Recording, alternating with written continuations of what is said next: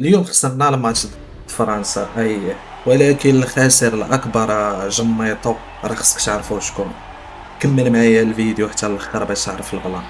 اليوم كان واحد التفاؤل كبير في الوسط المغربي اننا غادي نربحوا فرنسا، فين ما مشيتي تخرج للشارع كل شيء كيقول راه غنربحوا فرنسا، الحوانت سدوا قبل الماتش، كل شيء ساد، فين ما مشيتي ضرب بويات. الوحيد اللي ربح في هذه الليله من غير لعب هاد الكره هو مول القهوه. 90 دقيقه ديال القلق، 90 دقيقه ديال المرض، 90 دقيقة ديال الستريس، 90 دقيقة ديال الطونسيون، كلشي صح.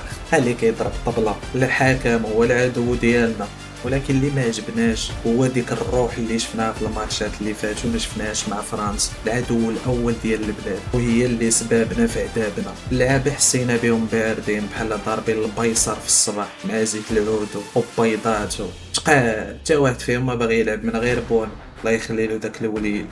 الحمد لله بعدا حتى حنايا دراري ماشي بنات ما كنستريساوش راسنا. اما البنات هاد المونديال عرفتي كي داز عليهم؟ واش ديك نورا فتحي دات بونو، واش باقي مع مرتو حتى راه الروينه. وبلا ما نقول لكم عاوتاني داك الطالبي مع بالهم في الكاتكا في الشاشه وفي التلفازه، كلشي ولا كيكراشي عليه. صافي خلينا من الفتيات هذوك حريرتهم حريره. ايامات الكره باش كانت كره في 2012 2010 2008 المغرب كنا كنتفقسوا مع اللعابه ما كيربحوش ماتش، ما كانوش كيتبعوا كره معانا حيت عارفين راسهم غيطلع لهم بونسيون مع الركابي. صافي شافوهم بداو كيربحوا من 2018 شويه ولاو كيشجعوا. ومرحبا بكم الفقسات، راه حسيتو بالفقسه ديال الفينال مع السنغال، واخا رجعوا لنا الكاس ما فرحناش به. وهي بدات عاوتاني دابا مع المونديال في فرنسا ما قسناش معاهم كورة.